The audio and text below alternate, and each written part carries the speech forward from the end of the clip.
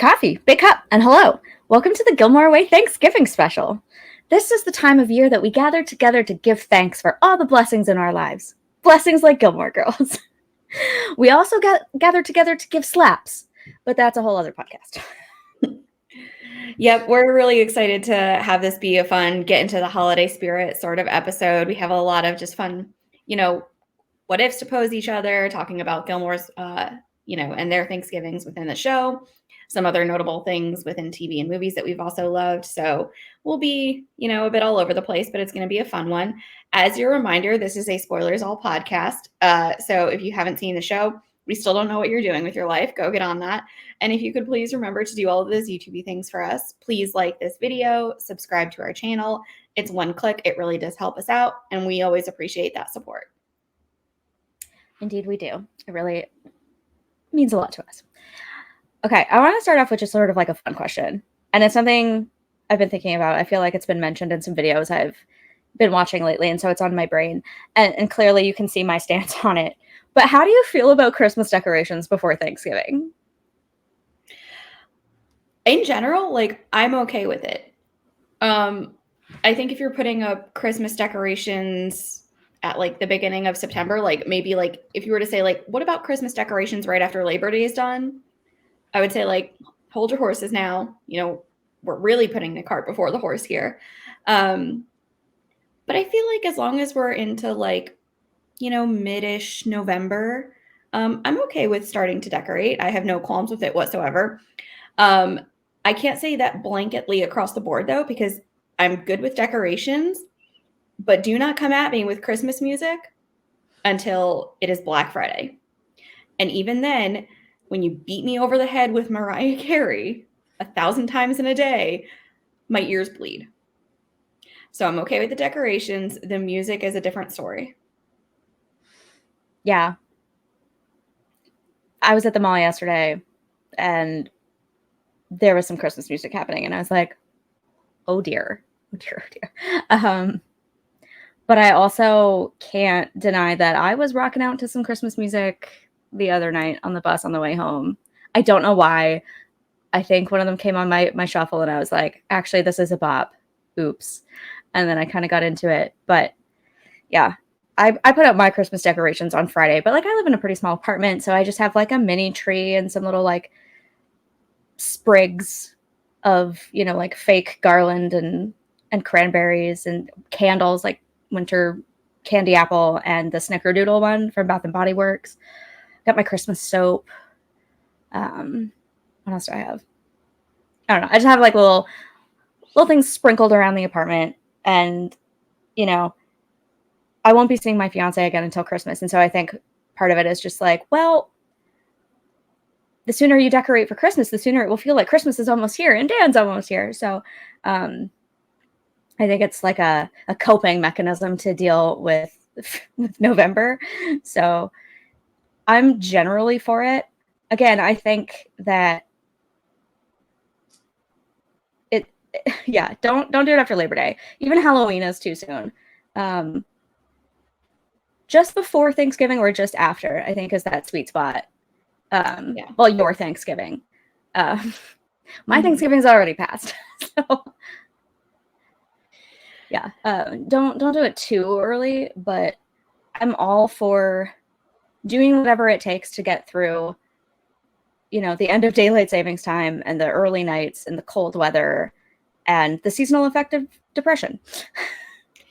Yeah, I don't remember how or where I saw this the past couple of days. It might have been on our mutual friend Jess's page. I don't know, but I think it was something along the lines of Christmas decorations are meant to show that you just vomited joy into your personal space. And I'm yeah, this time of year can be hard for people. It's hard to adjust to that time change and it getting dark at 3 p.m., which just, ugh.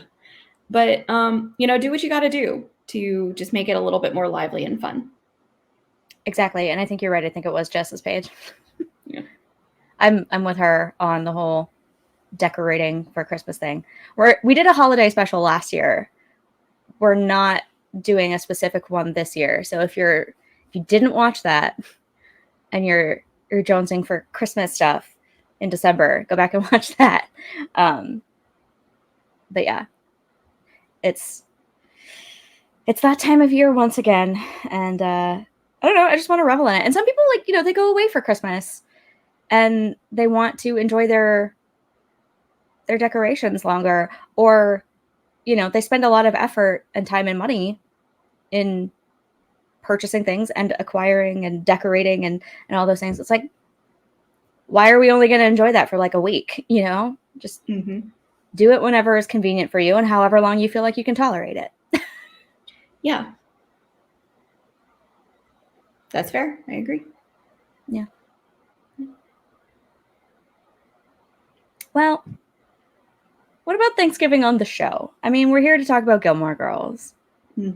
So talk to me about Kiss and Tell. That's the first time we have a hint of Thanksgiving, sort of. I mean, sort of, but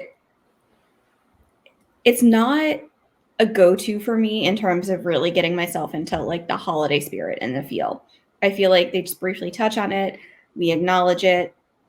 It's a good episode. Like, I'm not saying it's bad, but if I am jonesing to like really get into like the Thanksgiving or like the, Christmas holiday spirit or whatever, it's not going to be the one that I go to.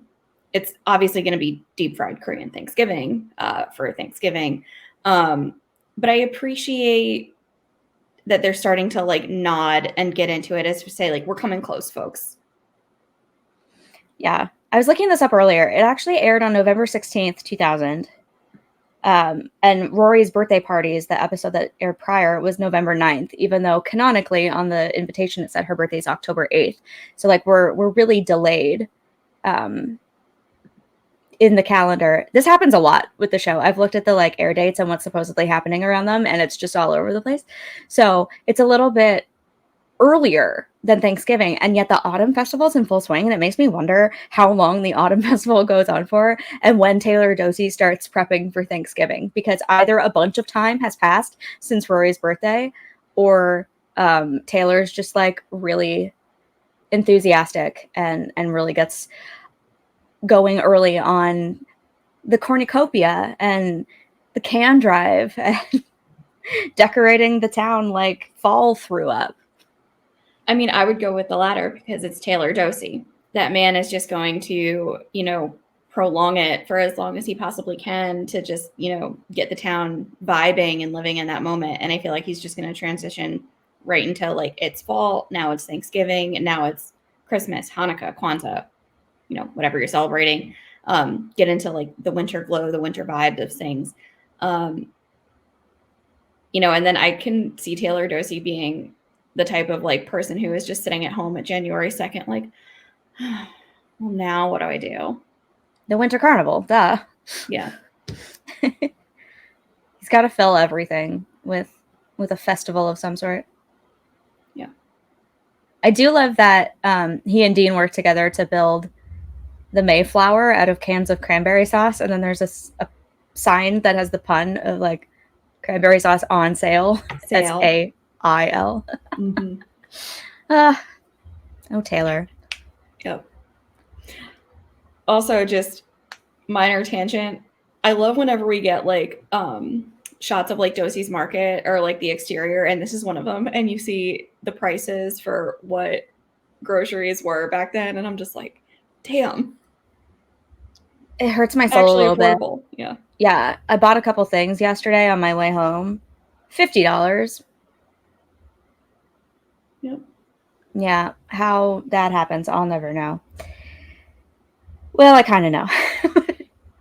But yeah, the Kiss and Tell is not really a Thanksgiving episode in the truest sense of the word. Like, it's really only there to orient us to the time span. I think it's like early to mid-November. It probably has been a little bit since Rory's birthday. Not too long. But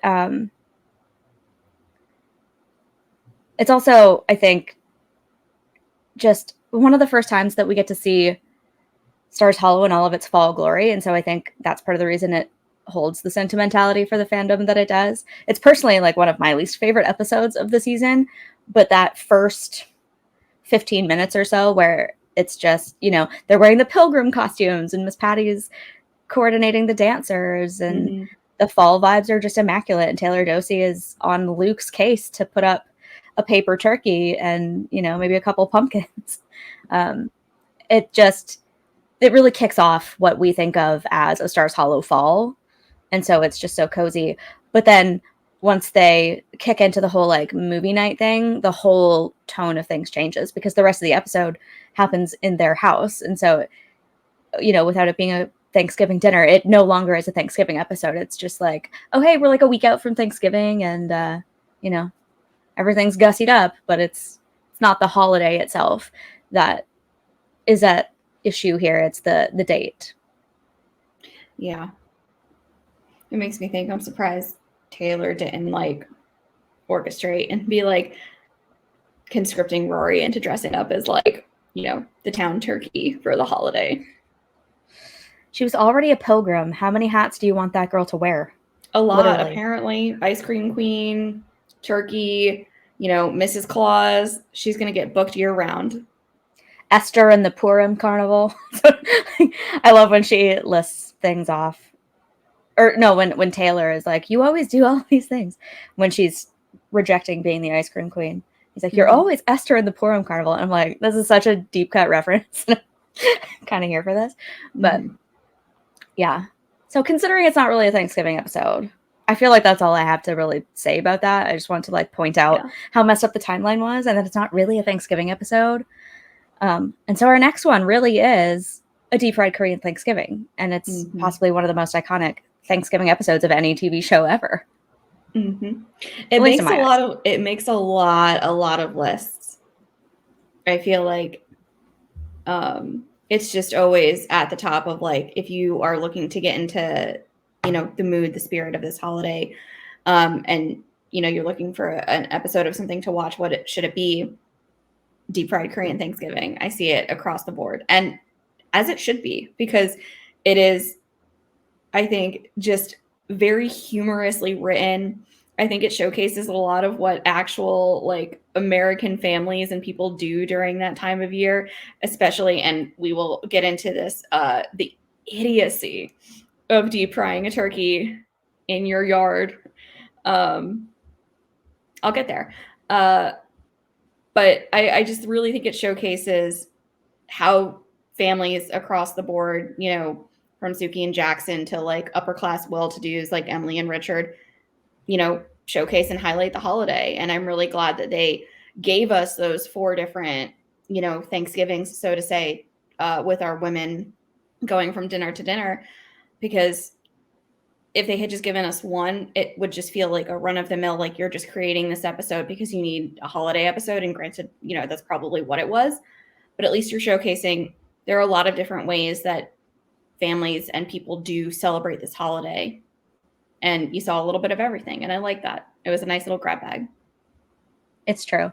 I hardly ever reach for this one in my mind as among my favorite episodes. I know a lot of people cite it in just like their top Gilmore episode list, regardless of, wider Thanksgiving episodes in pop culture. A lot of people are like, this is one of my favorite episodes. And it's not one of mine. I think it's a great episode.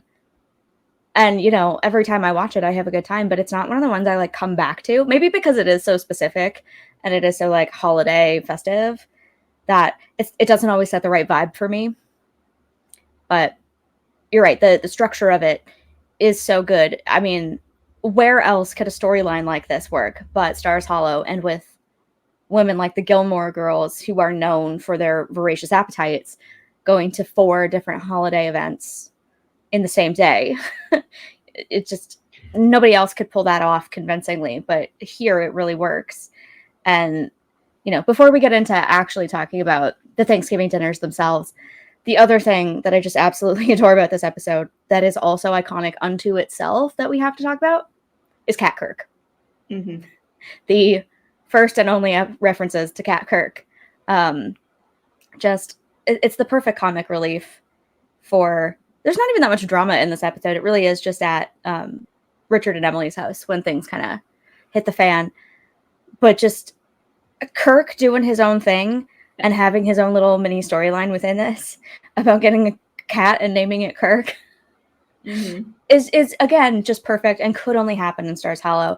And I will forever love the line, well, here's hoping your cat exposes itself to you soon. From your mouth to God's ears. I mean, brilliant. Brilliant. So good. And the delivery on it, but Kirk's response, when you could have just like eye rolled or been like, okay. But like, he just so baseline delivers his response. And he's like, yep. I like, and essentially saying like, I hope so too, but not in a way that, you know, you would all think. It was just chef's kiss of writing. Yeah. So good. Yeah. I love Kirk and Cat Kirk and Sean Gunn and all of it. But yeah, let's talk about the Chilton scene where Paris is freaking out over the fact that she's been trying to get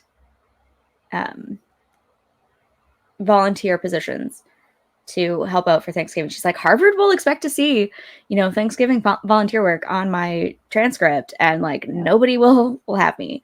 I'll bring my own ladle. What do you make of Paris's freak out, and you know the fact that she's not referencing having dinner with her family? I mean, sadly, it kind of tracks. Like, you know, we know that Paris Geller is not someone that has ever had like a really close-knit familial relationship. You know, her parents are probably even the ones that are pushing her academically to be like, what can you do this time of year that's going to pad your college resume and make you look good? You know, if they're even ever around, it would probably be at Thanksgiving that she is, you know, spending with Nanny and the kids. So of course, I think it's also maybe, you know, something you alluded to before, like a coping mechanism where she's like, I'm not going to have, you know, your traditional all-American Thanksgiving with my parents. That's never how it goes in the Geller household.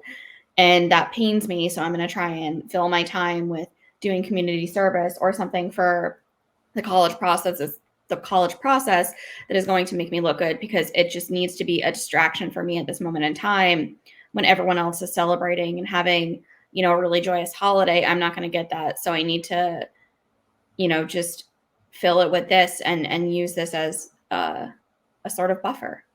And it's sad, but I think that's also probably a part of why she was doing that, even if she was never going to admit it to herself or to, you know, Rory or anybody else. I think it was just, I don't have anything really to do today. And so this is what it's going to be.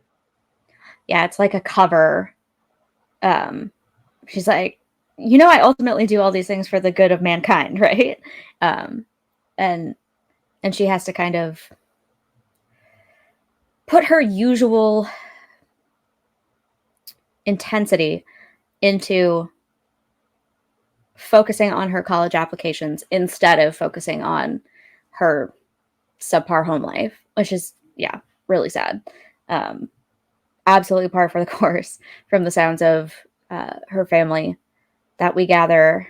Actually, the next episode, That'll Do Pig, is just after they come back from Christmas break, and she has spent Christmas with Jamie, and we talk about that in our holiday special as well. Just, you know, how different her holiday experience is when she's with a different family, and how much she can sort of like get into the spirit, even though she was raised Jewish and is celebrating Christmas for the first time. She really embraces it. And so, you know, I think when she's able to relax and have the right atmosphere, she quite enjoys it. But at this point in time, one, it's still all about Harvard. She's still like so driven to make this happen for herself that she doesn't want to let a silly holiday and her family's bickering get in the way. And two, is there anything to even get in the way? It's so sad. Yeah. And I also feel bad for Madeline and Louise too. Like, Madeline's plan for the weekend is doing more backup college applications, which to me screams, my parents are out of town and left me behind and don't care about Thanksgiving and spending it with me. And Louise's dad is in jail, and she's like, you know, his company donated some treadmills, so they're setting up a trailer for us, and we get it for about 2 hours. Then it goes to one of the Manson girls. Yeah. So the whole Chilton gang is really having kind of a tough Thanksgiving that year. And I think it really puts Rory in perspective in terms of how warm and inviting her life is, that she's got multiple places that want her to be part of their holiday celebrations. She's got the Kims, she's got Suki and Jackson, she's got her grandparents, and they all have Luke.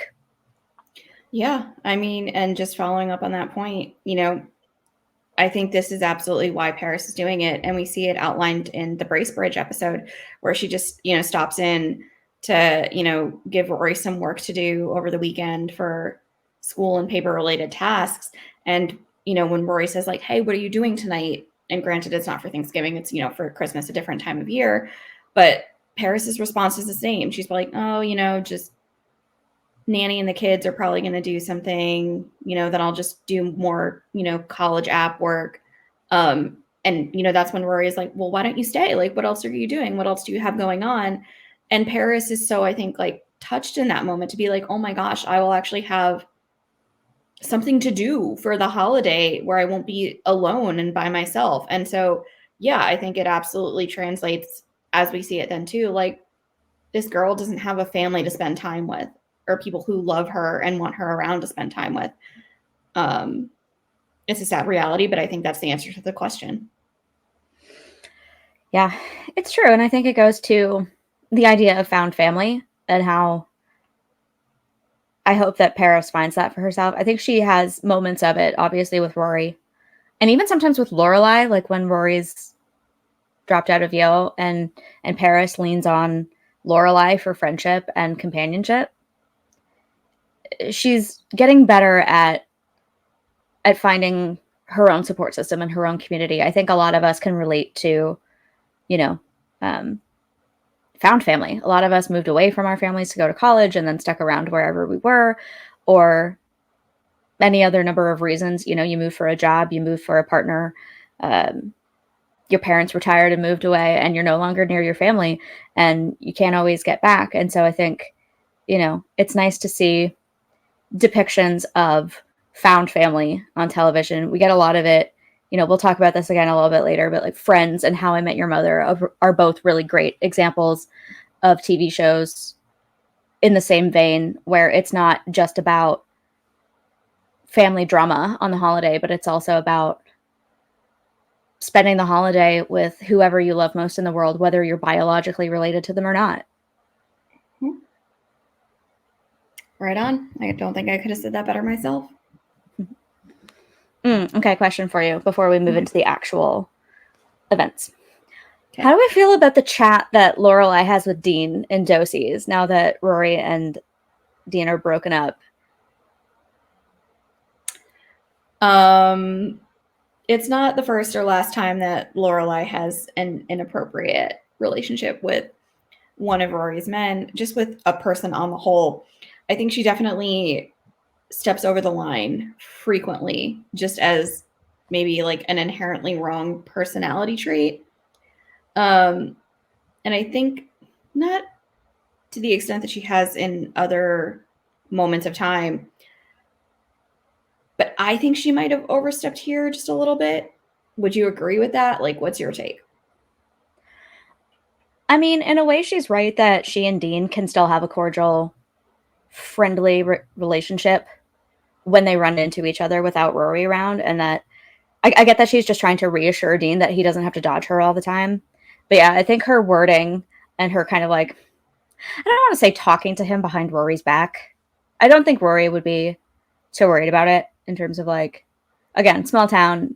My mom is free to talk to him. It doesn't mean I have to talk to him, or, it doesn't matter what our relationship is at the time. My mom can talk to him just fine. But it does feel a little bit like, why are you having this conversation and why are you phrasing it like that? It's like, Rory, like, just because you and Rory broke up doesn't mean that you and I did. I'm like, phrasing? Yeah. I mean, I know we've talked about this before. I know people suggest the like sexual tension there. I don't ascribe to that, but the wording on that is just like, why did you choose that? There are so many other ways that could have been written or said. So I don't know. Yeah. Also, I mean, this is still like a teenage boy. Like, I don't know why you should or would care that much. Like, I feel like she went over the top with trying to reassure Dean, like, hey, we can still be good. This doesn't have to be awkward or weird or anything. Like, you can still talk to me. I can still talk to you. Like, you know, if I see you at Luke's, if I see you at Dosey's, if I see you at, you know, the bookstore, the video shop, wherever, like, you know, we're still good, right? It's like you used 1,000 words where maybe like 10 would have sufficed. Yeah. I would say, I don't know if it crosses the line. It at least toes it, and it's uncomfy to watch. Mm-hmm. So I'm like, do better, Lorelai. I guess that's my thing. She didn't do anything wrong, but do better. Yep. Yeah. Let's move into the Thanksgivings, though. Let's. We get 4 of them. We can go chronologically. But I just want to start out by saying which one, not as your favorite, but which one would you most want to attend? Right. I'm a little torn on this one because I was going to say none of them are a slam dunk, but like, I think the one that's like slam dunkiest to me is Luke's, actually. You know, Luke is a very competent cook. I think his food would be good, very traditional.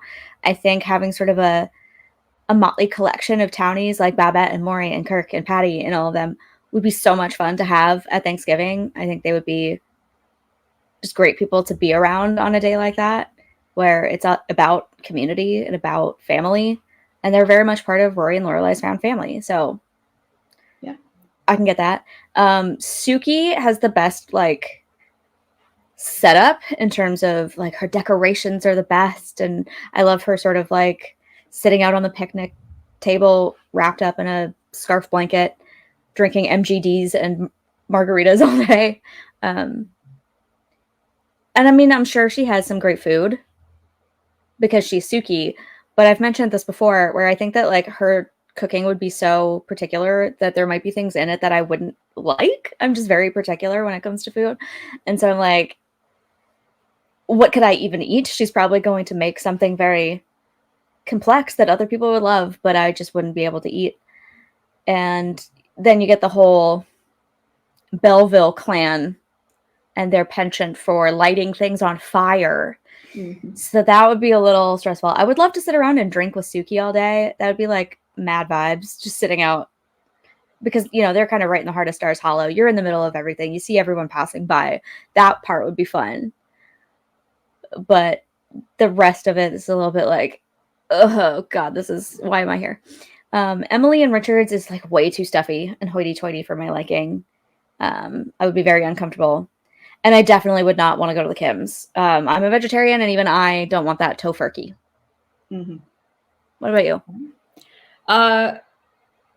You know, my ranking is almost identical. I would say my number 1 would probably be Suki and Jackson's, because as much as the Belleville clan would just be like a hard pass, like, you know, enjoy your pyro tendencies for the afternoon. At least you can sit with Suki again, you know, kick back some beverages with some salt on the rim. And there are going to be people that are walking by within the town, you know, whether they're going to Luke's or whether they're picking up last minute goods from the supermarket to take home and cook, you know, so you can probably chat up some townies that are just, you know, passing through. So providing the weather cooperates as it did, as we saw in the episode, that would be my first probably go to. Second would be Luke's, because again, the food is just going to be, you know, something that you're going to enjoy. He'll probably whip up whatever you want for you. You know, there's always something to be had there. Like you said, there's probably going to be a lot of locals who are just popping in for a quick burger, a quick fry, maybe even people who don't have, you know, again, someone to spend the holiday with, and they're just looking for, you know, some friendly towns, you know, people to chill with. So that'd be my number 2. My number 3 would also be Emily and Richard. And I would hate the probably overbearing, like, political topical conversations that would be going on as you're sitting around the table. But I feel like I would at least be able to buffer it with just, you know, can someone bring me a martini? And I'm just going to try and like drown out what is going on. Whereas at Kim's, it's like, first off, the food is going to be the worst thing ever. And you're not going to have any sort of buffer like that, whether it's, having a drink or, another friendly face or something to like try and be like, I need to distract myself from how awful this is right now. And poor Lane, but I feel like that would just be a very insufferable time. Yeah. The Kims' entire Thanksgiving seems to be like more like a performance than a meal. If you'll notice, there's no table that everyone's sitting around. It's like there's a buffet table and a bunch of people with chairs facing Dave. Like maybe there's more to it later that we don't see, and there's like another room with a table, but I doubt it. I don't think that's how it's going. And so the fact that it's like so performative, it feels very much so. It kind of reminds me of the first stage of Lane's wedding, the like Buddhist wedding, and then the Korean reception. Or no, so I guess not the first phase. It's like the party phase, the first party phase of Lane's wedding, where it's just the buffet and the people come and grab the food, drop the gifts, and go. And like there's no pomp and circumstance, there's no celebration. It's just like a transactional thing at that point. This kind of feels like that. There's no warmth. There's no welcoming nature to it. I think it's sort of comes out of Mrs. Kim's Christianity and her need to participate in these Thanksgiving days, to thank God for blessings and harvest and everything that we have, right? Did you say silent grace? And so to her, it's almost more like going by the book. It's got to be prescriptive. It has to be like toned down because it's almost more for God than it is for the people there. It's not there for their entertainment. It's there to like be more of it's almost like a church service rather than a holiday meal in the way that those of us who are not as religious would tend to partake in. Yeah. Can you just, now that I think about it, can you just imagine Mrs. Kim's reaction if any one of her guests was just like, the Cowboys and the Giants are playing at 4. Like, you need to wrap this up. Like, throw on some football. Like, the look that she would probably give you would send you just straight to HE double hockey sticks. Yeah. But at the same time, I do get the vibe that she has it early and has sort of like a lunch. And it's just like, okay, food's done. Go home. That's it. We're done here. Yeah, but not because we're here to watch football, but just because, like, we aren't going to be partying until all hours of the night. Yeah. Although, granted, I guess it must last for several hours because if you think about it, the end of the night when Dave is done playing is when Rory and Lorelai have just left Hartford and are back at Suki's, and Rory gets the page Bible Kiss Bible. So it must have gone on most of the day. And I'm like, what were you doing the rest of the time? Was everybody literally just sitting there staring at Dave the whole time? I don't know. We probably had like a, group circle where it's like everyone say what you're thankful for and then let us pray. And then there probably was a lot of prayer. And then let us pray. Yeah. Probably a lot of that going on at the Kim house. Yeah. The other thing that makes me think it's more of like business is when they brought the chocolate turkeys and she's like, what am I supposed to do with this? Give it to the kids and then write a check to their dentist. It's like, let them play with it. Play with chocolate. But thank you for the cranberry sauce. Yeah. It doesn't feel like a joyful occasion necessarily. It feels very much like we're sticking to this very narrow set of prescriptions of like what you can eat, what you can say, what you can do, what you can wear, all of that. It feels very set, if you will. Yep. Yeah. Hard pass. Sorry, Lane. Yeah, I feel bad I'll meet for you in you. the town square if you want to pop into Suki's, but I ain't rolling up to that voluntarily. Yeah. Although, you know, it's still a good day for her because it is her first kiss with Dave. So it turns out all right for her. She probably has the best Thanksgiving day of anyone. Suki was probably, she was enjoying She was too stressed, though. She was enjoying herself by the end of the night. Well, she was stressed in the lead up, and then she hit that tipping point where she's like, now I'm having fun. Yeah, I mean, I too generally prefer to be scotched into acceptance at holidays, but she was a little too wound up from, you know, leaving Thanksgiving dinner in the hands of the people at the inn and Jackson, and drinking was a coping mechanism for her on that one. So I don't know who had the better day, but also I will say, just as sort of like a random personal aside, Lane was in charge of the punch, and there's like the punch bowl with the red punch, and I was like, God, that takes me back to my own Thanksgivings. My dad was always the one who made the punch. I feel like we always had one of those like those big Gatorade things with the spout. Mm-hmm.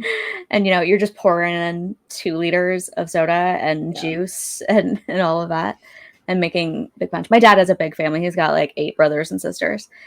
And some of them have kids. Not all, but like most of them have kids. And now a lot of those kids have kids. So big family. And he just always made the best punch. And I always looked forward to Thanksgiving and Christmas for punch. Yeah. Go your dad. That does sound like a good time. Yeah. Also, just like, I think my last point on the Kims goes back to the tofurkey and Lorelai's plan to hide it in her napkins. It's like, drat that Mrs. Kim for not taking her eyes off me the whole time. Mm-hmm. It's like she's anticipating my napkin maneuver. Yes. I mean, yeah, she definitely probably is. Like, she ain't, you know, Mrs. Kim ain't no fool. Yeah.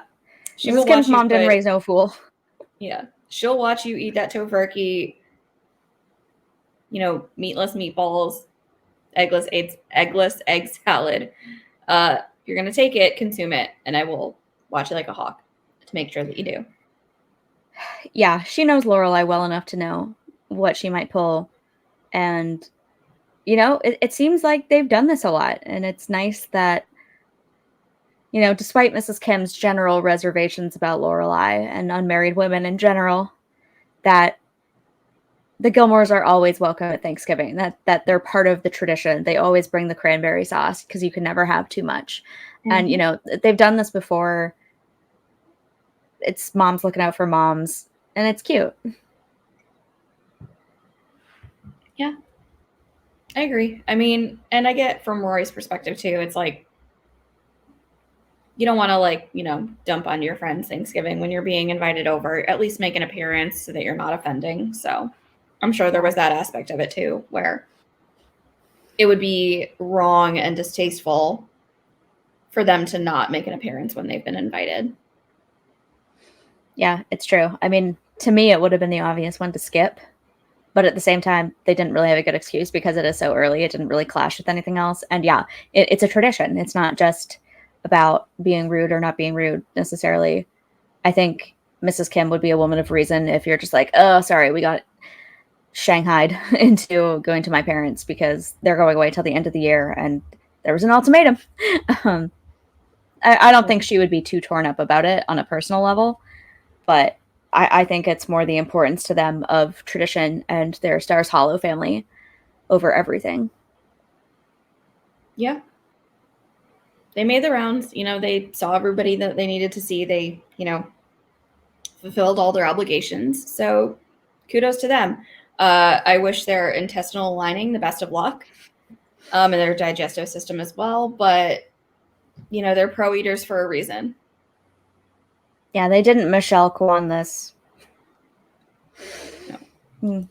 Well, I guess that brings us to Suki's, which is one of the ones we spend the least time at. It's just sort of this little, like, gag in the middle of the episode with the turkey. And then we don't actually see them stay for food, although we can infer that they did, because at the end of the night they say, you know, we really only had 3 dinners because we left my mom's before the food, mostly. So they must have had something at Suki's. Mm-hmm. Yeah. Deep fried shoes, maybe. I mean, they were throwing everything into that vat by the end of it. My salad bowl that I brought back from Belgium. So good. Just kudos to comedy in this Melissa. episode. Like, Yeah. just some of her absolute best work. And this was when it was clear that she was going to be a star unto her own right, because holy moly, just the like, on the rocks with salt. Just perfect. I'm sure that you and I can both concur. We've never been there. Never. No. No. But yeah, you're correct. Like, just her mannerisms and her facial expressions when she's eye rolling, when she's just, again, enscotched in acceptance because, my husband's doing, he's having his hour, or essentially not even an hour, but just like evening with the boys, and boys will be boys. And they're just literally, what can we deep fry next? Like, I would probably be sitting there too, just being like, yeah, just doing ungodly things to a turkey. Yeah. Yeah. It must have been really hard. Violating turkeys or something. Yeah. It must have been hard for her, because we basically open the episode with seeing her in the kitchen at the inn barking demands at her staff about, everything has to be perfect here. I'm not here to oversee this. And, even when someone takes over for Dan Rather, people still associate the news with Dan Rather. So, she's afraid that it's going to fall back on her if the dinner doesn't turn out right. So then she's also relinquishing the power at home to her husband. And this is her first Thanksgiving as a married woman. And it seems like most of their guests are his family. And so it must be sort of like uncomfortable for her to have his whole family over and to have him be in charge, and for her to sit there feeling basically helpless and being like, this is not what I would have chosen for this day. And you know what? The portrayal of his family as being like rednecks, it's interesting. Don't really know how I feel about it. Kind of fits though. Kinda. Still a little, I don't know, below the belt, maybe it's a good way to put it. Feels like, I don't know, just also with it being juxtaposed against the Gilmores, just like makes them look even more backwoods redneck. It's just like, it's clearly meant to make the Belvilles look simple in a bad way. Yeah. But again, America, there are a lot of families that are actually like that. So I'm not defending it. I'm just saying there's truth to it, unfortunately. I guess so.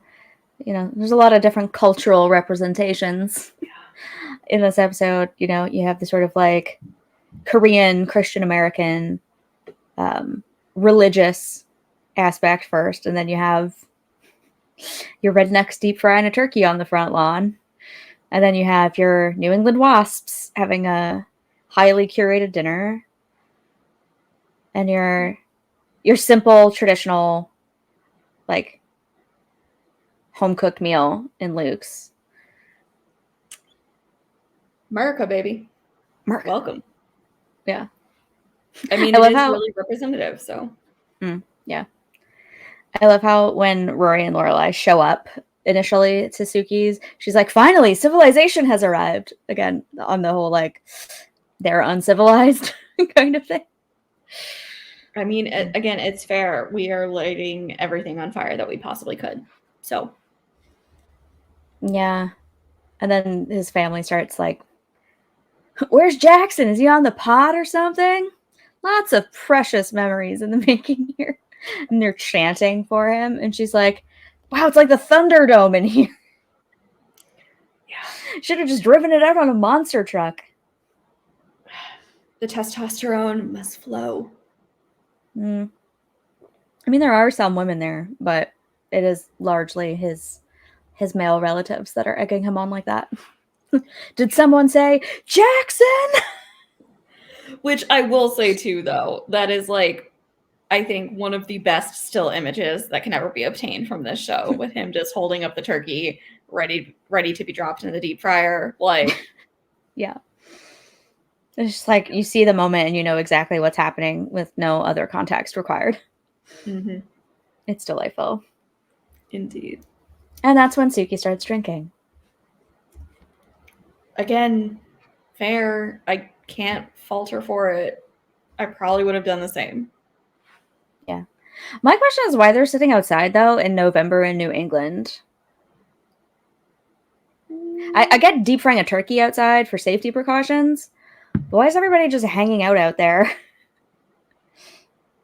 Yeah, I mean, like you said, for one, the turkey had to be deep fried outside so you don't burn the house down. You'll just, burn your hand off, but that's fine. I mean, it can maybe still be warm-ish enough to sit outside with the appropriate attire. And in Suki's case, if she's, pounding back the margs, she probably just stopped feeling it after a certain point in time. And with the guys, it's probably just like, again, the adrenaline of lighting everything on fire combined with the actual warmth from the deep fryer. Everyone was probably fine. And if you weren't, you just went into the house. But yeah. I wonder if they had stuff set up inside and it was just that most people were hanging out outside because the inside of the house was kind of small and cramped. And maybe they're just like, well, we need the extra space. So everybody bundle up. Yeah, that too. I mean, again, it looks like the weather was cooperating. It wasn't rainy. It wasn't snowing. It might not be, obviously summertime weather, but it didn't look like it was freezing. So just put on some jackets and you'll be good to go. Yeah. All right. Yeah. Anything else on Suki? I feel like I've done talking about her, at least for the time being. I think we're good with that Thanksgiving. All right. Next up is Luke's. And, we start off that episode, or the drama kicks off of the episode, sort of, when Lorelai realizes how much it means to Luke for them to come for Thanksgiving, which is cute. Mm-hmm. And I like that scene in the diner where she has to kind of backtrack on what she said and pretend that they can squeeze them in. Like, oh yeah, we will be here. And I love how he's like, I got to get back to stuffing my turkey. Oh, honey, do you have time to do that and prep the Thanksgiving food? Yeah. Lorelai. Yeah. But you're right, it is sweet how, and you can tell, probably, again, good acting from Scott Patterson, but just the way that he lights up, even in the most minute way, with his facial expression when she's like, yeah, we'll be here. And he's like, you don't really have to. It's okay. You can skip it. I know you have a lot of other stuff going on. And she's like, no, we'll be here. And he's just like, oh, okay, good. That was Luke's way of just, why don't you just tell her you love her at that point? But that was just, it was so heartwarming to know, that meant a lot to him, like you said, in that moment, and them agreeing to be there, content Luke. Yeah. And I love this is backing things up a little bit, but before they actually go to the Kims and they stop in at Dosie's and get the flowers, and and Rory refers to Tums as amateur pills. Forgot to mention that earlier, but yeah. Yep. Luke, we get to see some of the Kim spread, including the tofurkey, but it's kind of obscured out of shot. And then at Suki's, we really only see the deep fried turkey. And then with Luke, we actually see the whole plated dinner. And I thought it looked the best, if you will. It looked like what I would want to eat most, minus the turkey, of course. But, the mashed potatoes look really good and the yams with the marshmallows. That's not as much of a thing in Canada, but we still do it sometimes. And I've only had it once or twice, but I'm like, yeah, yams and marshmallows sounds pretty good. And, just, your usual sides. It was the most emphasis on food we had in terms of actually seeing it, as opposed to just talking about it in the whole episode. And I think they did a nice job making it look like a good turkey dinner. Yeah. I mean, Emily and Richard's menu was definitely going to be very sophisticated and, I could even see them being like, you want us to like pick up corn on the cob with our hands and just gnaw away at it like we're squirrels? Like, manners, Lorelai, we're not savages here. So they're going to be serving what to them is more upscale, appropriate fare. But like, I agree, I would want to be at Luke's because it's like, yes, give me the corn, give me the mashed potatoes, just like smothered in like butter or gravy or something, any sort of potato that you put in front of me, really. But like stuffing, salad, and like, that it's just going to be quality food that's just going to be delicious and probably not super healthy for you or great, but like, it's Thanksgiving. Go all in. I mean, we're all gluttons on this day anyway. Yeah, it's true. Reminds me of a quote from Gossip Girl, where Dan and Jenny's mom says, "Our arteries give us a free pass on Turkey Day." Kind of holds true for the Gilmores here, where it's just like, we're just going to eat whatever we want. And it's like, it doesn't count because it's a holiday. Yep. But the other thing I think is particularly notable about the dinner at Luke's is when he sits down and he's like, shouldn't we give thanks first? And then Jess is like, for what? And he's like, that we're not Native Americans who got our land stolen in return for smallpox-covered blankets. And then Lorelai's like, amen. Yep. Once again, Luke's social awareness and understanding of history and calling it out is used for a punchline and then just swept under the rug. Mm-hmm. Just casually. He was not wrong, though. He was not wrong. He was not. There are... You know what I find funny is how like nobody can actually agree on when the first Thanksgiving was. There are just so many different competing accounts of like, was this the first one or was this the first one? There's so many like, there was the Mass in St. Augustine, Florida. It was just the Spanish and their celebrations. And then you get the Puritans in the 1620s. You get Boston in 1631. Things aren't really steady until the 1660s. Then later presidents sort of like sanction it and say, we're doing it this time every year. This is the official mandate, if you will, for Thanksgiving. I'm just like I know that the records are the records, but is it really that hard to pinpoint? I don't know. Maybe because it's like over 300 years old. But historical records were probably what they were, but I feel like it was also just maybe wanting to like own it for your city or your state and be like, yeah, we did it first and we did it best and it was always our thing. Like, I don't know, maybe some stupid level of pride factored in. It wouldn't have surprised me. Yeah, I think there are political jockeying concerns a little bit. Political, used loosely. Yeah. But Virginia versus Massachusetts versus Florida. Just even in Canada, the first Thanksgiving was reportedly to commemorate or recognize Martin Frobisher's attempts at finding a Northwest Passage.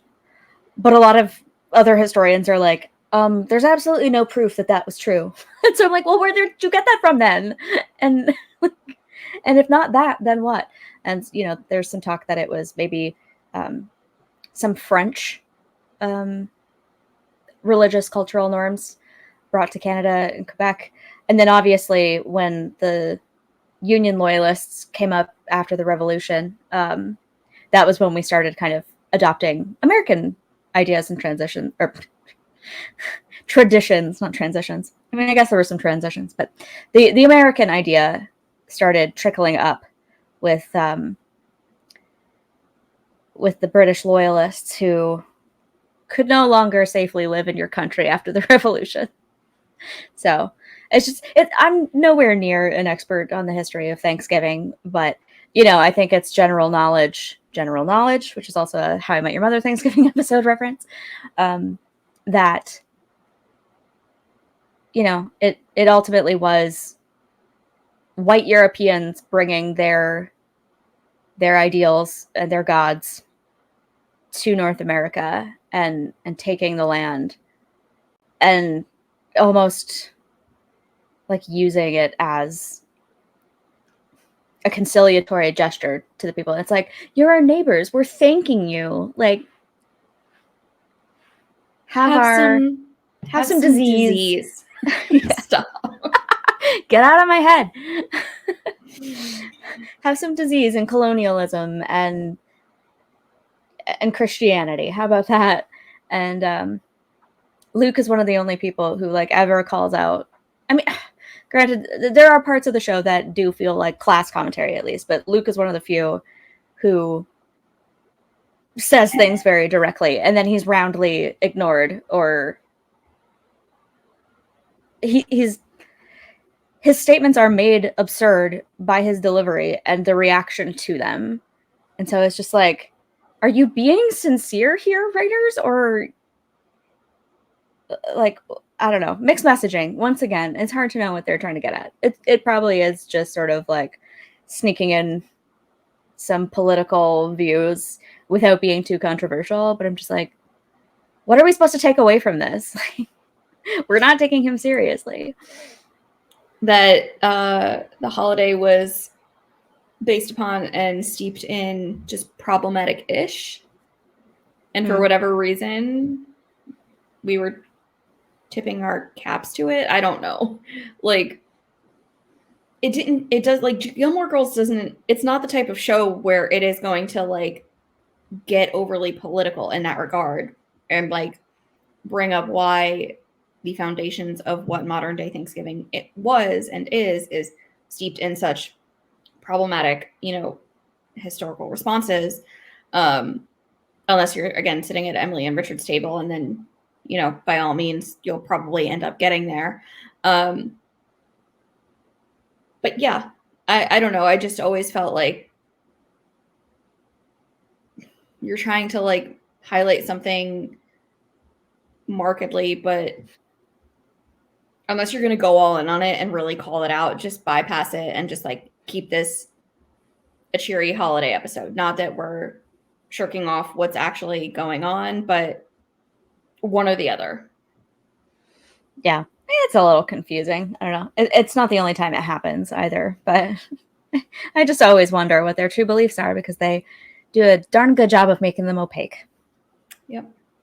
But speaking of problematic white privilege, the Gilmores and their whole spread, which is like, I was watching it earlier today and I noticed, things in the background that you notice when you're watching for analysis. You're just like, normally there's one maid that we see at dinner, they'll be the ones who open the door and will like maybe serve dinner. In this case, they had two maids and an extra butler, plus the piano guy. Eric, we found him at Nordstrom's. Was he on sale? Mm-hmm. And so, just once again, Emily is using her money as a way to put on a show for people. This feels almost like as much of a performance as Mrs. Kim's. Once again, Emily and Mrs. Kim just right there next to each other. It just, those were people who weren't with their own family on this holiday because they couldn't afford to be. They were forced to work. I think there's a few instances of that throughout the show that I noticed, especially in this episode. But like Dean picks up extra hours at time and a half on Thanksgiving. And then we have these extra,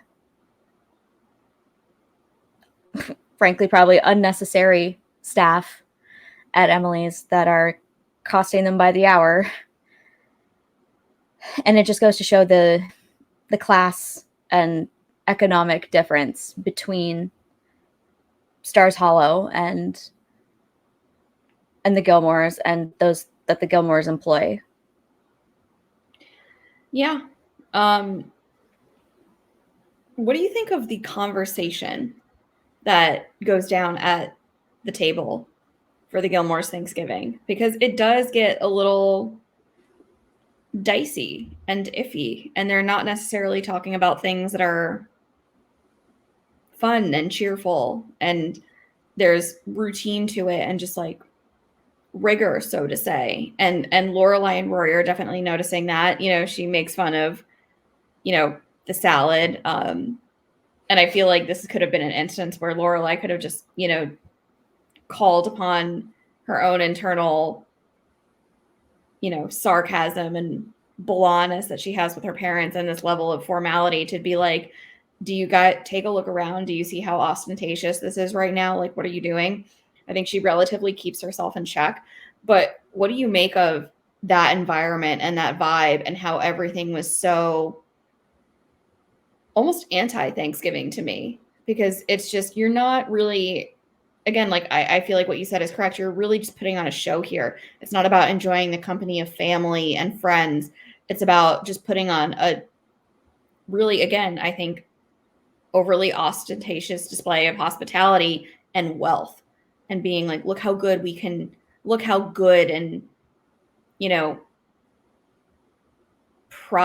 not profitable, but like, look at our display of wealth, so to say, on this holiday, where we're making it about this display of wealth as opposed to, again, gratefulness and thankfulness. Yeah. I mean, you can kind of separate the conversation into two main categories, which is when they're sitting in the living room and when they're sitting at the table. I find the living room part is just as interesting because, you know, they're kind of sitting there and it's clear that Claude and Monique they're not Americans. The Thanksgiving tradition isn't really as strong in France. And so they're asking them, like, is this your first American Thanksgiving? And Claude says that they've really only seen it in the movies. People seem to eat and eat and eat and eat until they can't eat anymore. And Natalie says it's about giving thanks, gets you thinking about the good things. And Douglas, who's played by John Aniston, I will also remark, Jen Aniston's dad. In case you weren't aware that that's who that guy was, that's Jennifer Aniston's dad. So, like, he's like, we have a lot to give thanks for in this country. And, you know, at the time, if you put it in historical context, this was fall 2002. You know, we're a year past 9/11 and, you know, you're at war in the Middle East. And I think that whole, we're rich and untouchable in Hartford. And, you know, we don't have to worry about what's going on out there. We have so much to be thankful for because we're rich and white. And, you know, this hasn't affected us or touched us in any way. You know, it wasn't really a great time for your country politically. And it just, I mean, again, Gilmore is not a show that gets very political. And so, in a way, I understand wanting to leave that kind of stuff out in terms of making it feel timeless and not referring to anything super specific so that it will hold up and won't be so topical nor controversial, because this is the WB we're talking about here. But, you know, when you know these things in retrospect and you're looking back at it and you're like, oh, they really just skated right by that one, didn't they? Once again, just the fantasy of Stars Hollow was more important than saying anything meaningful about life or the world. But regardless of what was happening, it still felt like that, you know, waspy middle-aged white couple was just like, we have so much to be thankful for. Yeah, because you're upper class and rich. Like, of course you do. And then Claude kicks in and says each day he's thankful for three things: Cuban cigars, French champagne, and gorgeous women. The first two, again, both being very expensive and hard to get items. And gorgeous women, just obvious Vomit. and shallow. And yeah, I don't know. Just that whole conversation I thought was really interesting and just sort of like, wow, out of touch. Okay. And then, of course, we have the talk at the dinner table. And as you alluded to, the ceremonial cutting of the turkey leading into, like, is there anything ceremonial about the salad? Are we going to cut a crouton? Like, do we carve it and have it taken away too? Yeah. And of course, Lorelai's just sitting there like, you know, making quips, trying to get Claude to laugh at her again. She's falling back on her old tricks. Again, probably a a coping mechanism because she's like, in 2 hours, we'll be out of here and we won't see them until next year, because she's still mad at her parents over the Yale thing, obviously, which brings us to the next part of the conversation at the table, which is like the university stuff and how they get into that, and how these other people know that Chilton's not going to allow Rory to just apply to Harvard. And what about you? What's your take on the conversation, the display of wealth, and even the like Lorelai's reaction to Rory's admission about where she's been applying to school? Like, do you have more thoughts on the dinner conversation? Yeah, I mean, again, first off, not the time or place, but just the fact that you're bringing in outsiders to Rory at the very least, but also to Lorelai, but also to Rory, who are now going to be weighing in on her future, who are saying, you know, this needs to not be your end all be all. Let me give you some advice. Let's talk about this. Let us tell you what to do, what we think is best for you. If I was Rory sitting there, I'd be like, do I have autonomy in my life? Because it feels like right now I'm just being, you know, talked at by people who I don't even know, who I'm never going to see again after tonight. It's repulsive and it's disgusting how I think these people can just say, like, we know what's best for your life, so listen to us and do what we tell you. And just strip her of any free will and decision making in that regard. And this is not the holiday to be doing that. I mean, granted, there's never a good time to, I think, do that. I don't think it's ever appropriate. But this is exactly why I can see why Lorelai is just like, gosh, I really just can't stand my parents sometimes, because they go and they pull stuff like this. And then it makes me feel bad. It makes my daughter feel bad. And my daughter's too kind to, you know, kick back and say anything. She'll just sit there and, you know, take it and just say like, yep, thank you for the advice. But on what planet did you think that this was the time or place for that? Again, there's not ever, I think, a good rationale for it, but why are you taking this time to essentially preach at your grandchild and have outsiders do the same? I didn't see it that way. I thought this was, you know, family acquaintances being like, oh, you're in that grade, in that stage of life where you're applying to college. We're curious. Let's make some casual conversation about this. Where are you applying? Like, hey, let's get you in on the conversation. I think it could be maybe too tempting to leave a teenager or a child out of adult conversation. And I think maybe they were just trying to like come up with a topic that felt like, hey, we're taking an interest in your family and in your life. And having family and friends that they know who have gone through the process, they know that you can't, you know, one does not simply count on Harvard. And so when they're like, well, you must have backups, like Harvard and what else, right? So, I think if I were at that dinner, I'd be asking the same question. So it's like, okay, so Harvard, but and so I think the whole thing was blown out of proportion by Lorelai in an immature fit of projection, where she assumed that her grandparents wouldn't let, or that her parents rather wouldn't let this go. And, she thought it was them trying to take advantage of the situation to bring it up, when really it was just an innocent bit of dinner conversation that turned sour when, once again, Lorelai could not stop making things about her. Suddenly it was just like her emotional reaction overrode any rational thought about school and about Rory's choices and about how, yeah, you can't just apply to Harvard. And so she assumes in a fit of paranoia that this is a conspiracy, basically. And Emily has to call it out and be like, you're just being paranoid. This isn't about you. We didn't even start this. We let it go. Rory can make up her own mind. Like, Lorelai just jumps to conclusions about how she's applying to Yale and how I can live at home. She's like, oh, that was you. Like, there have been no phone calls, no emails. Again, she's just pulling things out of thin air to be mad about, because the way Emily puts it, and I kind of agree with this, it's like, you can't let her have even a little bit of our life, even if she chooses it.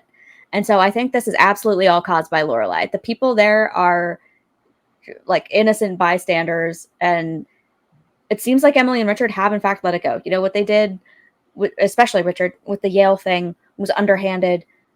But once again, you know, Rory can like whatever school she likes and go to wherever she wants to go and apply wherever she wants to go. She's not, we know, again, maybe this is dramatic irony as the audience, but like, we know that she's interested and we know that she's not being puppeted.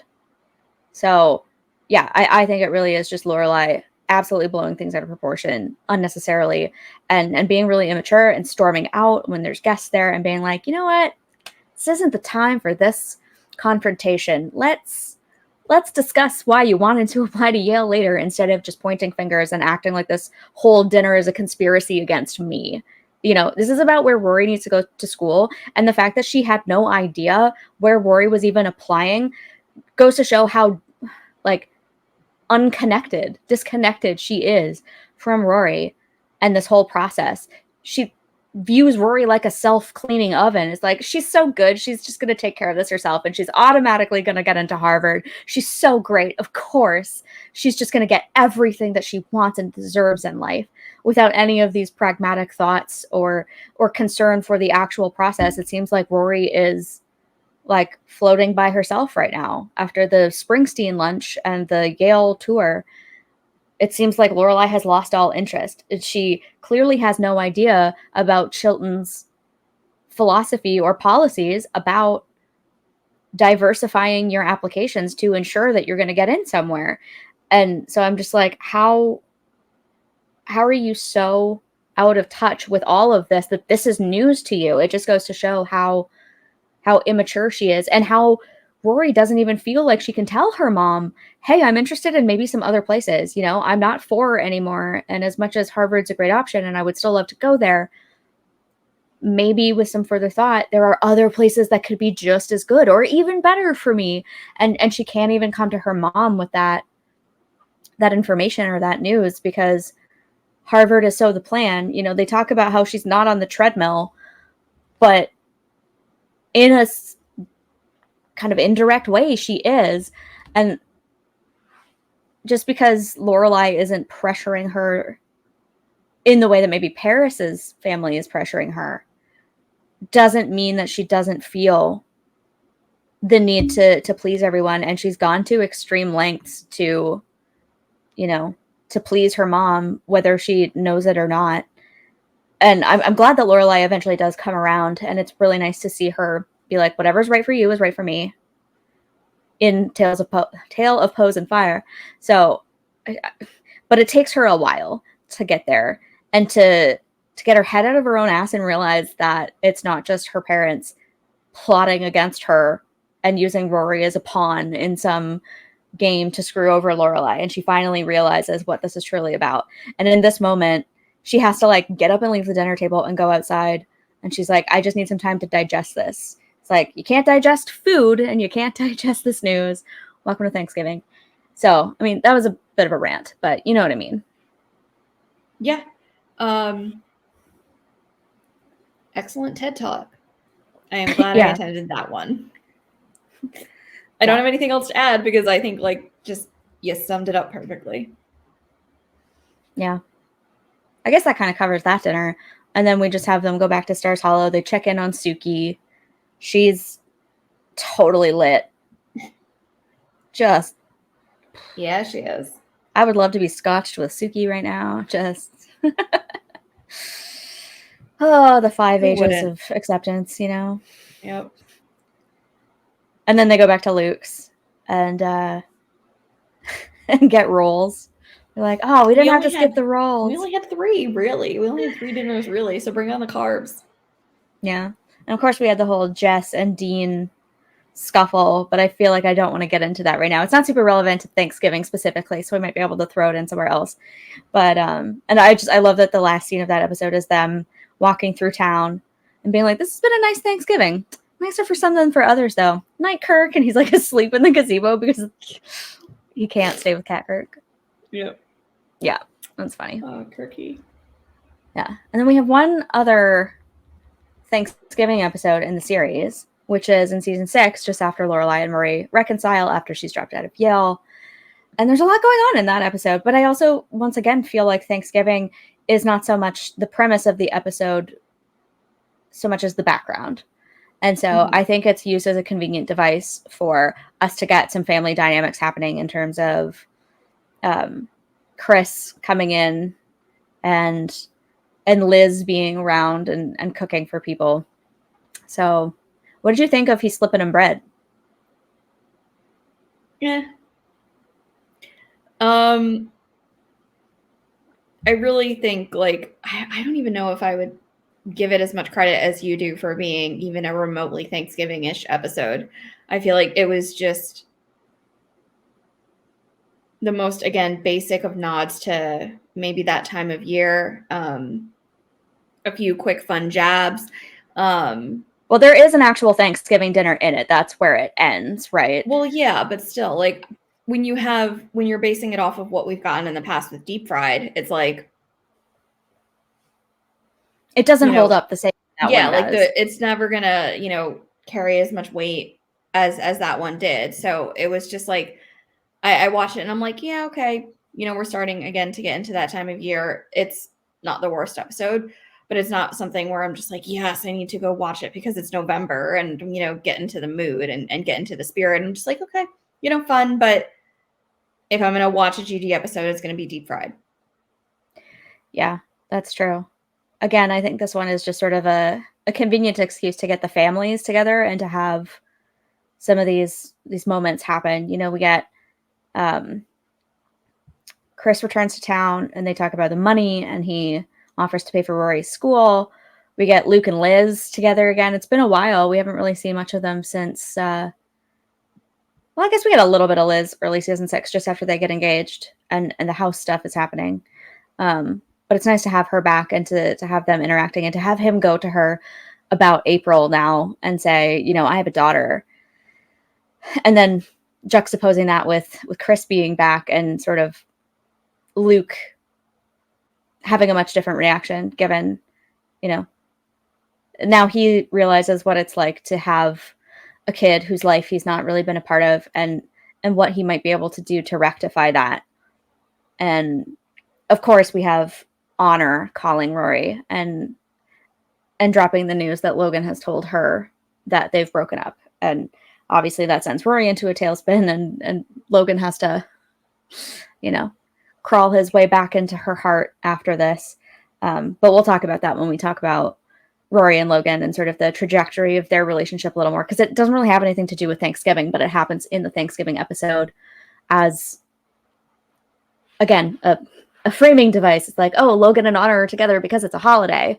And Honor wants to reach out and say, happy Thanksgiving. Sorry to hear about your breakup. So, and once again, we have Suki making a delicious looking Thanksgiving dinner and being really controlling in the kitchen when Luke is trying to slice the turkey. So that's about as much Thanksgiving as that one has. Yeah. I mean, again, like, not an episode that I will start and be like, oh, this is actually, I'm going to bypass this one. I don't like it, but not one that gets me in the feels or the holiday spirit as much as some of the other even Christmassy episodes that we get from this show.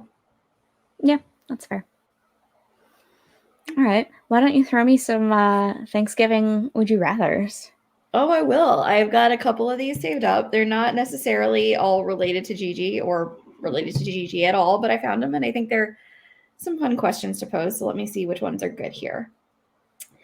Would you rather talk about politics with your family on Thanksgiving or have nobody speak a word throughout the entire dinner?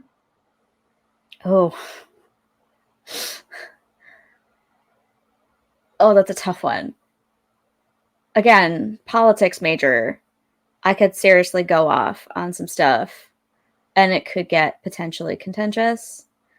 But sitting in silence is just one of those things that's also super awkward. And I don't know. Would I rather argue or sit in silence? Probably sit in silence. Fair enough. What about you? with my family, my lips are sealed. We can just be quiet the entire evening. Fair enough. Would you rather drink a glass of gravy or eat a bag of gravy-flavored jelly beans? Can I pass on this entirely? I don't even really eat gravy. One or the other. I could probably do the whole like pinch my nose and chug the gravy thing, but like, ooh. This is I've Joe only had Rogan. gravy. Welcome to Fear Factor. Yeah. Chug. Like, is there money involved here? Maybe if there's money involved here. Because I'm just like, who is forcing me to drink a glass of gravy? It reminds me of Friends when Ross is willing to drink the fat for Rachel. Mm-hmm. But yeah, it's kind of like that for me, where it's just like, I would really have to psych myself up. And, but I feel like, again, plugging your nose and just like trying to get it down in one go is probably the way to go instead of having to eat a whole bag of gravy flavored jelly beans. Unless you really like gravy and you like that flavor and somehow it works as a jelly bean, I just am like, no. I've only had gravy a few times in my entire life, and most of them have been, you know, like mushroom gravies or whatever. And it's just like, there was one time I spent Christmas with my brother and his then partner, and they made a mushroom gravy. I don't normally like mushrooms either, but I wasn't too bad with this mushroom gravy, but it did have little hunks of mushroom in it. And I'm like, imagine trying to like, out. Yeah, imagine trying to drink that. I'm like, no, it's fine on mashed potatoes, but like, no. Yep, fair enough. Would you rather cook the Thanksgiving meal or do all of the dishes afterwards? Oh, that's a tough one for me too, because I hate dishes so much, but also I would not want to stick my hand up a turkey. Do I have a dishwasher and then I just have to like do the big ones? Or do I have to do everything by hand? I will allow a dishwasher in this equation. Okay. Dishwasher for plates and cups and like utensils. And then, yeah, I think I'm going to go dishes because I think I would rather do that cleanup than violate a turkey. That's fair enough. What about you? I'll actually cook the dinner. That sounds like you. Yeah, I do enjoy cooking. I'm sure I can whip up some banging dishes, and I abhor dishes with a passion. So, no. I'll tap out on that and just do the cooking. Yeah, and it goes to show, given how much I hate dishes, that I would rather do that than, you know, prep and stuff a turkey. Yeah, fair. Okay, here's a good one. Would you rather be a host for the Macy's Thanksgiving Day Parade or be an NFL referee for a Thanksgiving Day game? So, what is a host for the like? Do you mean have people over to watch the parade, or is there like something in the parade called a host? I'm gonna say like you're an actual host within the parade where you need to like commentate, spectate, sort of like more like a news person, sort of like, here's what's going down live from New York City. Yeah, it's a tough one because I could see that being fun. But I could also totally see myself repping an NFL game. My only concern about the NFL game is that like end of November usually does get cold and or rainy. So I guess it depends on where you are and how the weather is. Because like if the weather is fine, I'm going NFL, I think. Okay. I like a good parade, but I like football better. Sundays are for football and Thanksgiving is for football. Yes, they are. Yeah. Yep. What else is good here? Okay. Would you rather work at a retail store on Black Friday or have to hold down a giant balloon in the Macy's parade? I'm going with the giant balloon at the Macy's parade because retail is a bit of a horror for me on a good day. Nonetheless, the worst shopping day of the year. So I will, I'll try to keep underdog under control. Okay. Also, you didn't give me your NFL versus Macy's Day Parade. Oh, I'll be an NFL referee all day. Yeah. calling the shots, meet some, famous football players, get some autographs, photographs, and just be sidelined for a foosball game. Yeah, all day. Yeah. And what about the last one? What's the last one? The balloon versus the commentator. Oh, I'll be a commentator. I don't want to hold down one of those.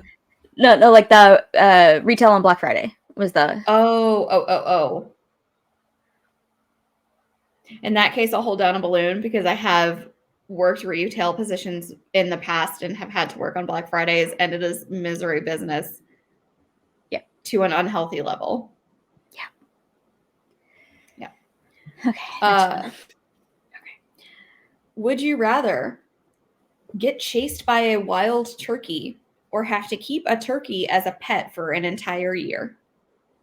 I'm going to go with pet turkey because, like, I feel like if it's coming at you, you're probably going to lose that fight. But I have seen people with pet turkeys before who can get very affectionate. And so I'm like, yeah, like Dan and I were talking about this the other night, how like if we end up not having kids, maybe we'll just like have one of those animal rescues where we have weird pets. Like I would love a raccoon and a possum, a fox, all these random animals that are sort of offbeat and not generally domesticated. I'm just like, you're so cute. I want a pet. And I have seen a very cute, affectionate turkey. So I'm going pet turkey. Okay. What about you? I also would go pet turkey because the thought of just any animal chasing me is like kind of nightmare fuel. And it may not be the most, domesticated pet that you can have or the most affectionate pet, but like at least it's not trying to like come at me for something. Yeah. I think people underestimate turkeys and other kinds of birds in terms of like how good of pets they can be. So yeah. Maybe like one or two more? Yeah, sure. Okay. Would you rather, if you had to, get a tattoo of a turkey or a tattoo of a wishbone? Ooh. I think I'd go wishbone. I think that could make kind of a cool black line tattoo. Whereas a turkey would be a little bit weird. The wishbone, you could explain that, and the turkey would just be like, I just love turkey, man. I really wanted a turkey tattoo. That's fair. I'd probably go with the wishbone too, just because I feel like a tattoo of a turkey is just, I could never rationalize wanting that for myself. Like, what would the reason be? And at least the wishbone, I can maybe just say like, oh, it has meaning, and then come up with something. Yeah, it's all about, like a wish is a dream your heart makes and shit. Okay. There was another good one that I saw in here. Okay. Would you rather eat everything with pumpkin pie spice on it? And I mean everything has pumpkin pie spice on it, or have to say something you're thankful for every time you talk?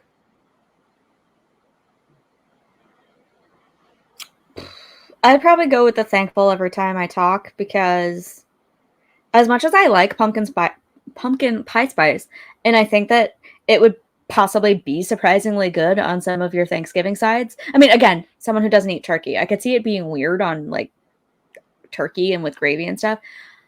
Mashed potatoes have so little flavor that it might actually provide an interesting kick. Certain kind of veggies, I could actually see it working if they're like pretty neutral. Salad would be weird, but I think it would be like too overwhelming and I wouldn't be able to eat much with it, even if it kind of works. Whereas, especially if the rest of the family is talking and you just kind of keep to yourself, you only maybe have to throw out a couple things. And, if you can't find a couple things to be thankful for, then you're in trouble. That's fair. I'd probably go with saying things I'm thankful for too, because I'm not as big on pumpkin spice as you are. And I think it would just be easier to come up with things I'm thankful for, including coffee. And football. And Gilmore. All right, I have a little like game for us too. Unless you have more that are like just super epic. I have like one or two more, and then we'll call it here. Would you rather shop on Black Friday, knowing that you'll get the most epic of deals on everything that you want, or put up your Christmas tree?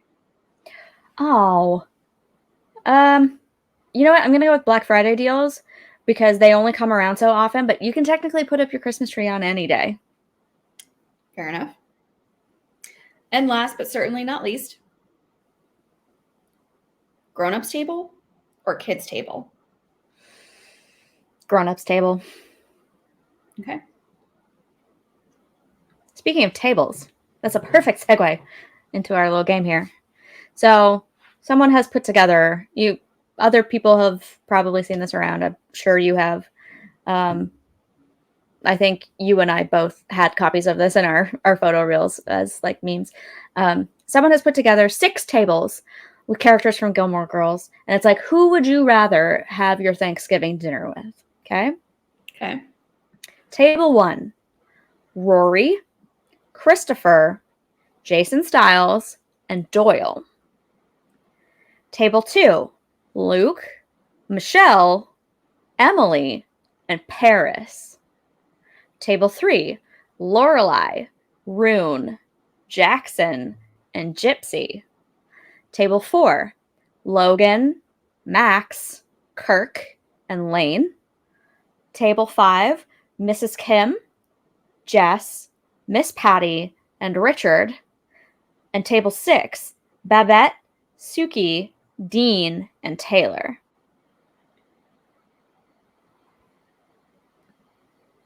Is the question, what table do I want to sit at, or what table do I want to avoid like the plague? What table you want to sit at? Like who would you sit down with? I would sit down at table number 2 with Luke, Michelle, Emily, and Paris.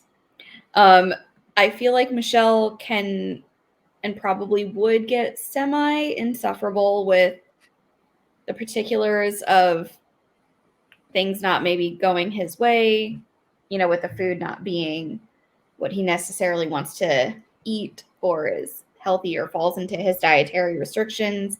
But I feel like Luke would just be like content to sit there and be like, I don't need to talk to anybody. I can just eat my food and not engage. So he would be unproblematic in that regard. And if you did want to talk to him, he's probably not going to be giving you any sort of like grief or hard time.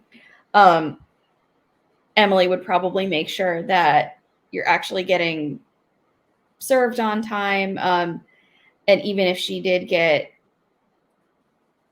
like, if Emily was being Emily, I would probably be the type of person that's sitting there being like, actually, this is enjoyable. Someone bring the popcorn. And I could see just Paris even getting lively as well, perhaps even in conversation with Emily, and just the two of them going back and forth over topical and relevant issues, which I might not even have to weigh in on because I can just like spectate and again, just be like, just keep bringing the food, keep bringing the beverages.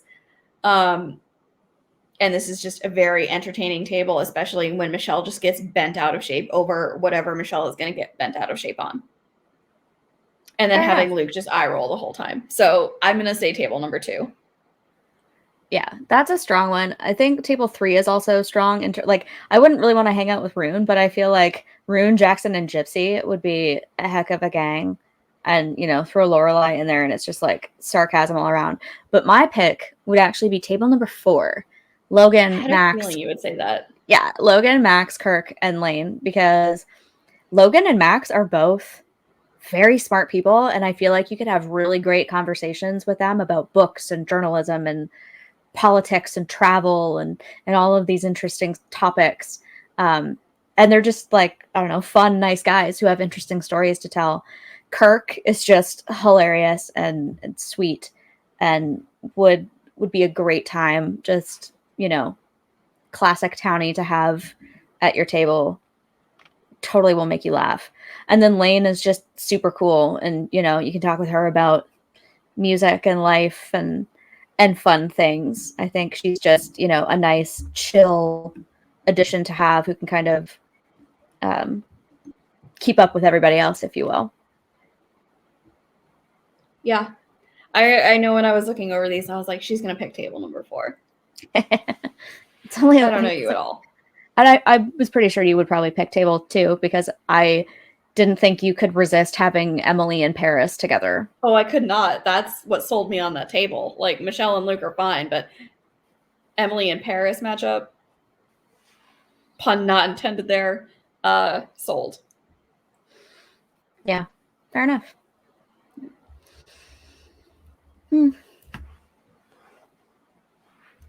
then, I mean, we've been running for a while, but I don't know. Part of me wanted to talk about some of my other favorite Thanksgiving episodes from around pop culture. And I was watching some of them today, and I was like, oh, I just like feel like I gotta like mention this stuff. One thing I noticed was that a lot of episodes that are like iconic Thanksgiving episodes are season 3, episode 9. Interesting. So like, yeah, Slapsgiving from How I Met Your Mother. I think maybe Punkin' Chunkin' from Modern Family. The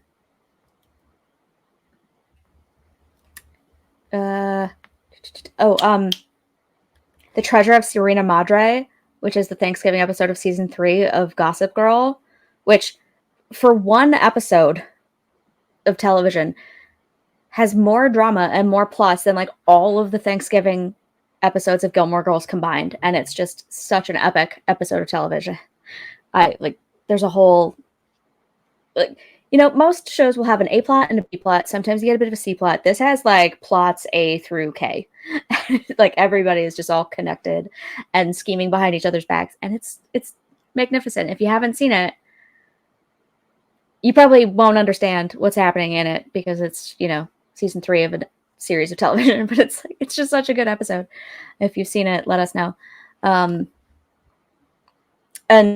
Gilmore Girls also reminds me of the season 6 Thanksgiving episode of How I Met Your Mother, which is the Blitzgiving episode where Ted makes a turkey key where he stuffs a smaller turkey inside a bigger turkey. Speaking of violating turkeys. Yeah. Just why? I don't know. There's so many good ones. And of course you have Friends, you know, the one with the football, the one with all the Thanksgiving flashbacks, the one with the rumor with Brad Pitt.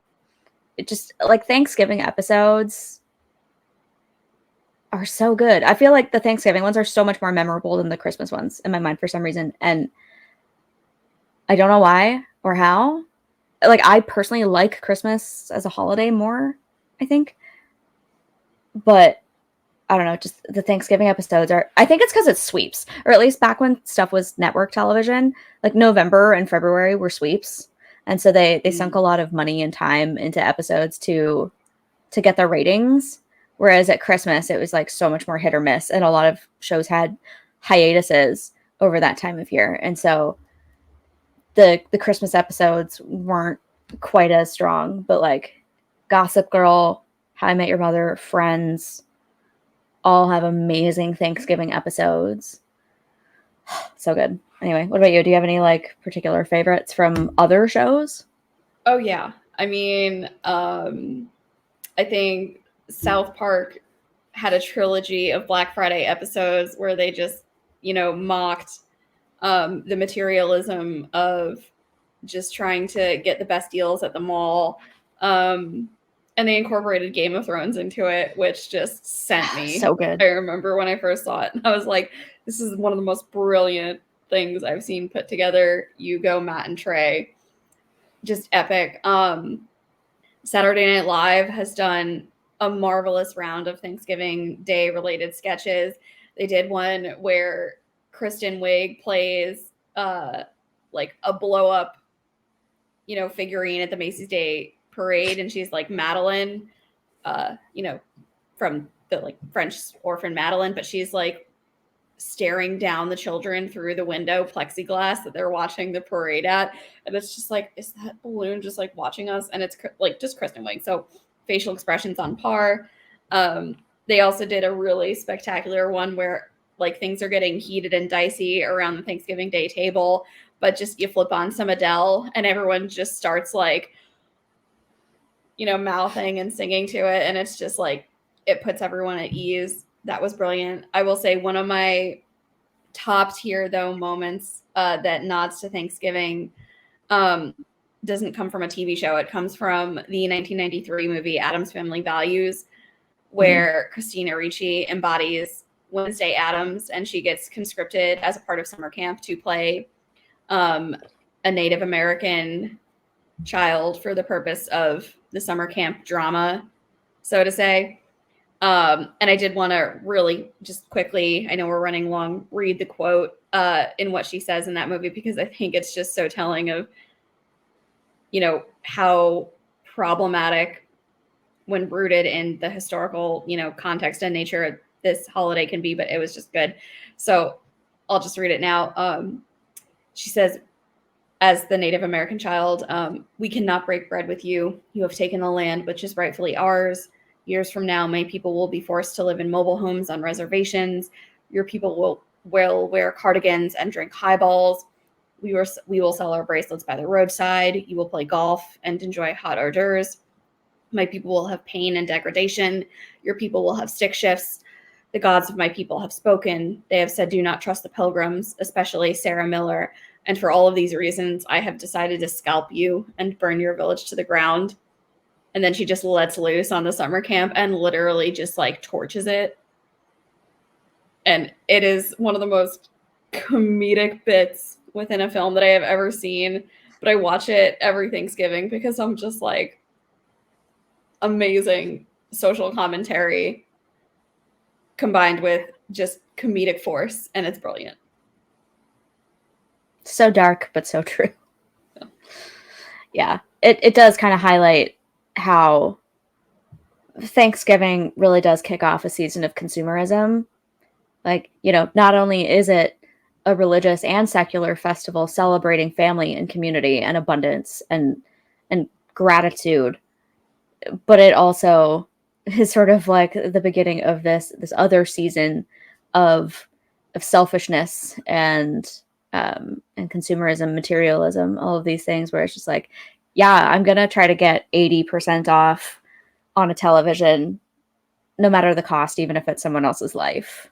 Whether you want to give that as a gift or keep it for yourself, I think, I don't know, just Christmas as a materialistic holiday in the first place kind of feeds into that. And it really does it transitions us into this time of year where everything's about getting gifts and shopping and finding the exact right gift for everyone in your life. And, sometimes it's nice to take a step back and remember that that's not exactly what it's about. And experiences and time spent with loved ones, whether family or friends, is a little more important than scoring a sick deal on electronics.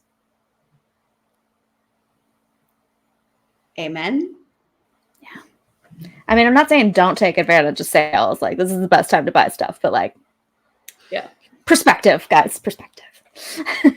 just balance the scale. Yeah. Por qué no los dos? Exactly. There you go. Nice note to end off on. Yeah. But that being said, happy Thanksgiving. We hope you had an enjoyable day yesterday celebrating that. We hope you're scoring some sweet Black Friday deals this coming weekend. And again, balancing it with enjoying the time spent with your family and friends. Hope you're enjoying leftovers, because that's half of the fun. Exactly. All that aside, what is coming up next for us on the Gilmore Way? Right. So if you've been here the last couple of weeks, you'll know we've been revamping our schedule a little bit. As you can tell, our episodes tend to run very long because we like to talk. And we were trying to go through sort of like 2 to 3 episodes at a time, pulling a theme from those episodes. And it became a little too overbroad, like when you try to look at all 7 seasons and talk about everything that happens on that topic in just one episode, it starts to creep. And, when we set out to record this one, we were like, 60, maybe 75 minutes. Here we are at the 1 hour, 44 minute mark. We can't stop ourselves. And so what we're going to do is we're going to start doing almost more like series of themes and do really, really deep dives on stuff. So next week, we're going to start a series. I think it's going to be at least 3 parts, possibly more. I want to try to keep it to 3 to keep like somewhat of a schedule until the spring. We're going to be talking about sex, baby. So we're going to look at how sex and sex positivity, virginity, virtue, all these kinds of things are portrayed on the show. There's so much to look at. We're going to try to break it up. I have an idea. I'm not going to promise what's going to be in which episode, but next week and at least probably 2 weeks after that, we're going to be talking about sexuality on the show. So come back for that because it's going to be juicy. Real juicy. It's one of those hot button topics that, there's a lot to say. Yeah, which is why I think it's, good that we're starting to split it up in the way that we are. Otherwise, we would just be hitting you with like an 8-hour long episode, and yeah, we can't record that, and you can't listen to it. And yeah. But come back and join us for that. In the meantime, go back and watch some of our old episodes if you want more GG content. As always, keep binging the show. It is fall. It is that time of year. And please always remember to do those YouTube things for us. Please like this video, subscribe to our channel. It is 1 click below, 5 seconds to do it, and it really helps us out. And share this video with any family and friends who love GG as much as you or the both of us do. Yeah. And on that note, we'll see you next Friday for dinner. Happy Thanksgiving. Happy Thanksgiving. Bye.